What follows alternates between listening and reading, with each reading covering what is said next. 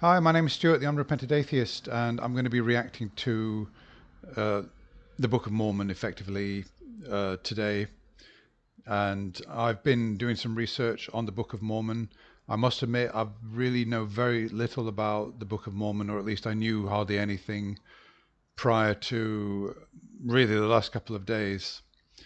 I've I've heard Mormons speak, and I've seen them on various call-in shows, etc. But oddly enough, they call in about certain things, but the Book of Mormon itself is never really a topic of conversation. It's more on why the Book of Mormon is true, the some of the evidence that's in it. Joseph Smith couldn't possibly have known that an ancient American tribe was using cement, and yet he describes them using cement. This is a reason why the whole of the Book of Mormon is true. That kind of thing. But what is the Book of Mormon actually about? Well, I went to I went to a website where somebody asked this question. Somebody wrote in, and the website is a general Christian website, and somebody wrote in saying that they haven't read the Book of Mormon and they don't intend to because it's a false book, but they would like to know what the Book of Mormon is about so that they can participate in conversations, etc. Okay, fair enough. And somebody has replied with a synopsis of what actually the Book of Mormon is about.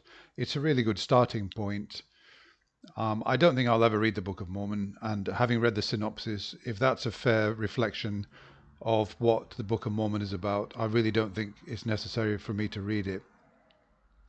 So, as I understand it, this is just my own take on the synopsis that I've read, is that somewhere around 600 BC, or at least the claim is that around 600 BC, there was a prophet, a Hebrew prophet, Lehi, who split with his wife and his children and effectively somehow made it from ancient uh, Palestine, or the Holy Lands as we now know them, somehow made it along through Egypt, and then along the coast of North Africa, all the way to the shores of the Atlantic, and then somehow had the technology to build ships that took him and his people and his family across the Atlantic all the way to the Americas, where they set up their own civilization.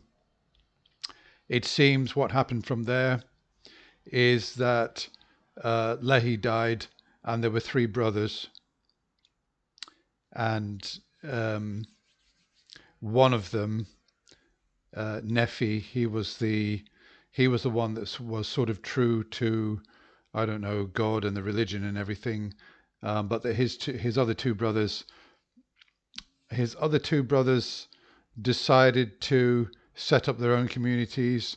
They were not believers, and much of the book is about the wars between Nephi and his brothers Laman and Lemuel, and about the various conflicts. We learn, for example, that the Lamanites were cursed by God and made black because they were non-believers. A lot of people have said that this is racism in the Book of Mormon. So there was basically a lot of carnage. Most of the books are about all the wars that were going on and the conflicts. And later on, it seems there was another family that fled from um, the Holy Lands and built large barges and made it across the Atlantic. And they then got involved in the wars as well. So the resolution of all this, it seems, is that, let's have a look. I'm just reading from it here. Um, yeah, it says millions were killed in the final battles. There were armies consisting of hundreds of thousands of men. Millions were killed. Every single Jaredite but one was slain. The prophet Ether recorded the devastation on 24 metal plates that were later discovered by Nephites and appended to their own writings. Oh my God, this is unbelievable. So, where does Jesus Christ come into all this?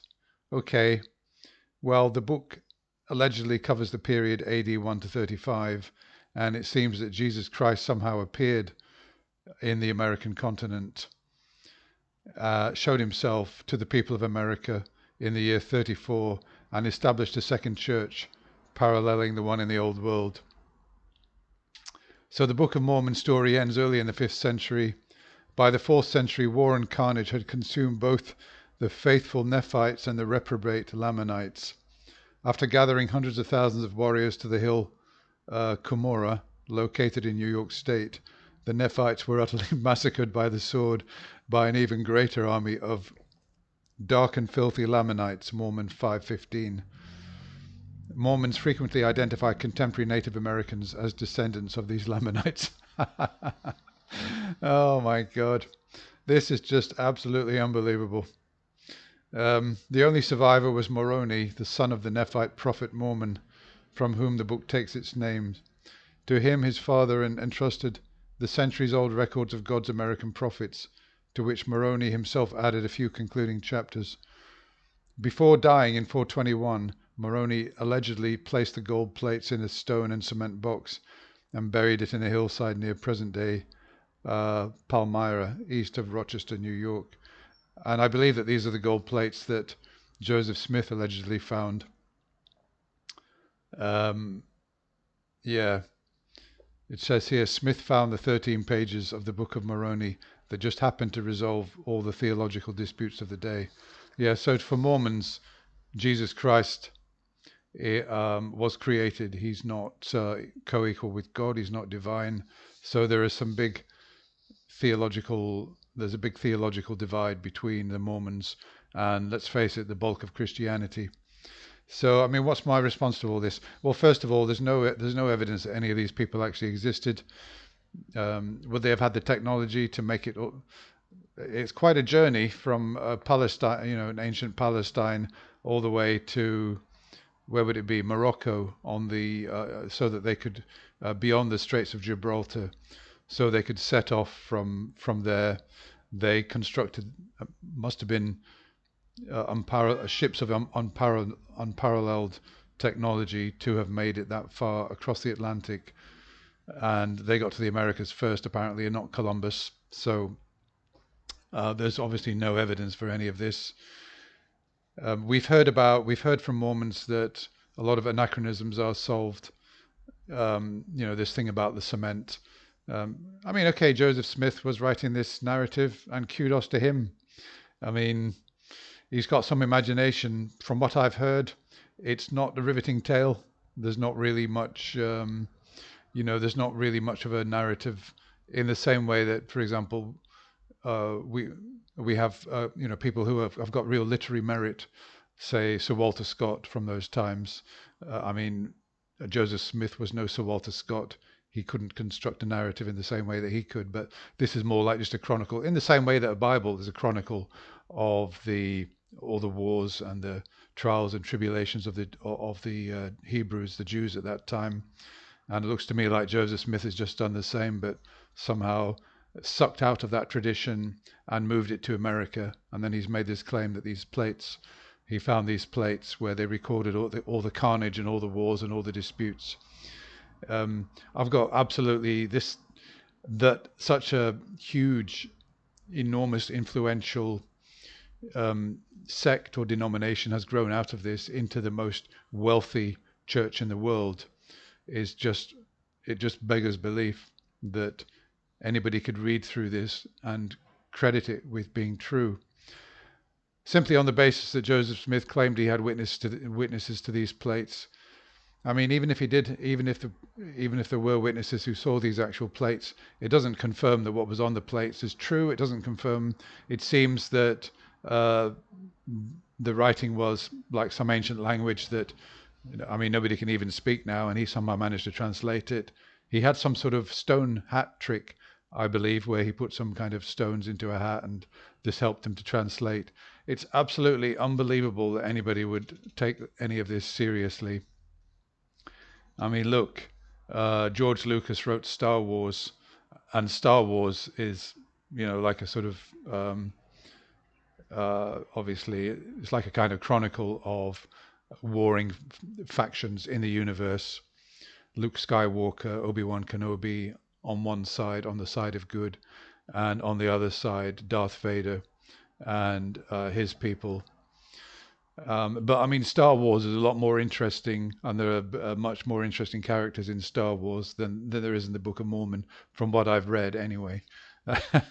I mean, there's no way, there's absolutely no way that until Napoleon, I mean, the biggest medieval armies were like, sorry, the biggest armies in the ancient world, I think, were those of Rome and maybe Carthage. I've read that in those battles, they would the biggest armies were certainly no more than like 50,000 men.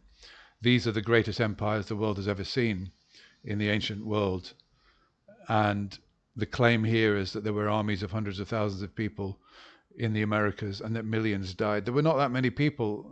There's no evidence that these, these monumental armies actually faced each other. Napoleon's army that he took to Russia in the 19th century, I believe, was 500,000 men strong. That was an absolutely monumental army. But I mean, he had a fully developed.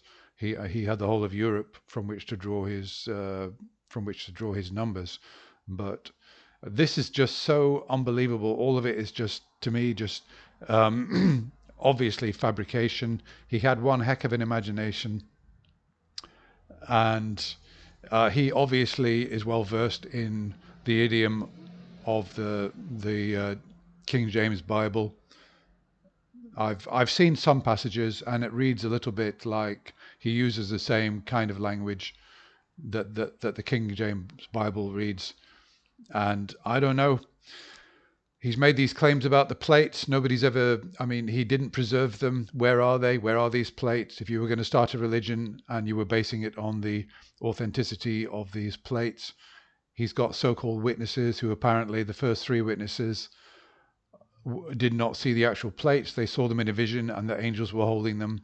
And then later on, there were 8 who claimed they saw the real plates. Well, big deal. So, I mean, Smith had the technology to manufacture these plates. I mean, I could do the same. I could find the people to do the job. And in those days, they certainly had, Smith certainly would have had access to that technology.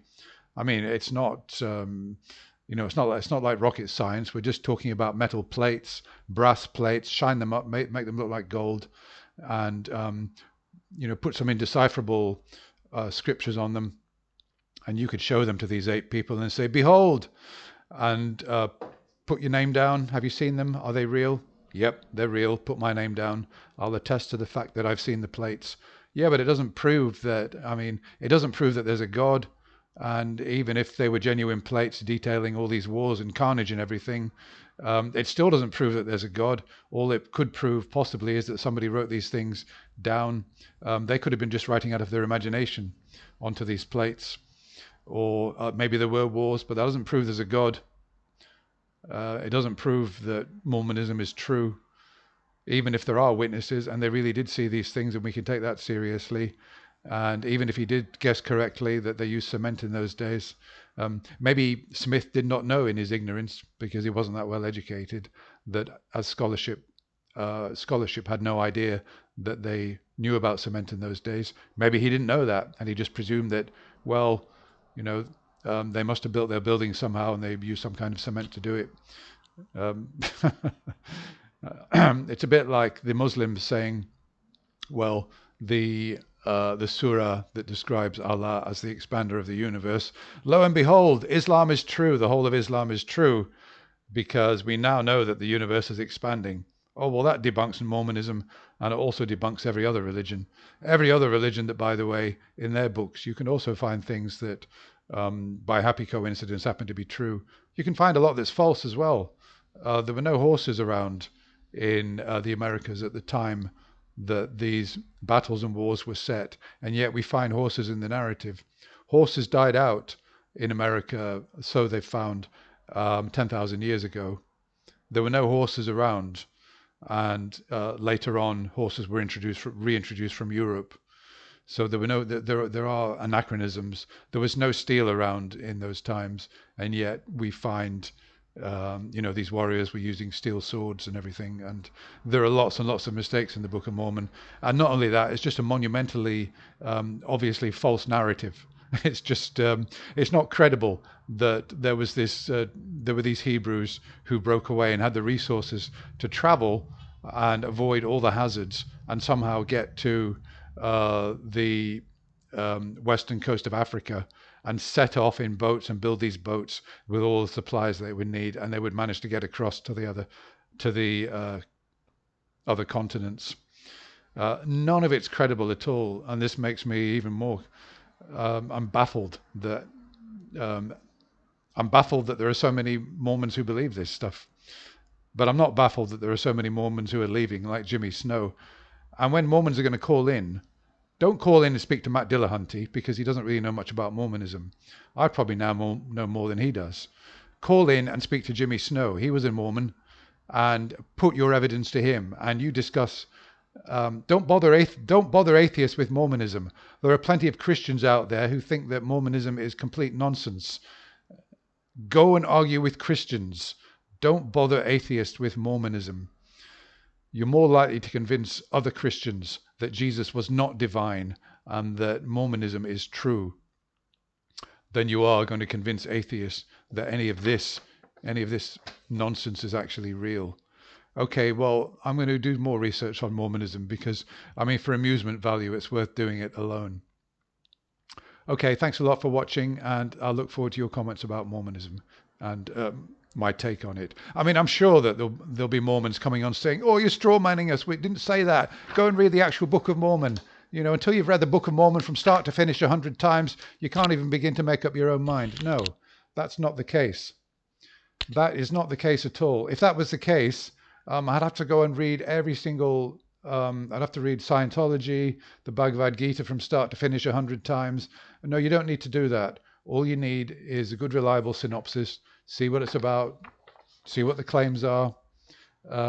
Is it going to be worth my while reading it, investing my time reading it, or does it just look like a lot of fairy stories? And I'm sorry, Mormons out there, it looks like a load of fairy stories and made up nonsense. Okay, thanks a lot for watching, and goodbye for now.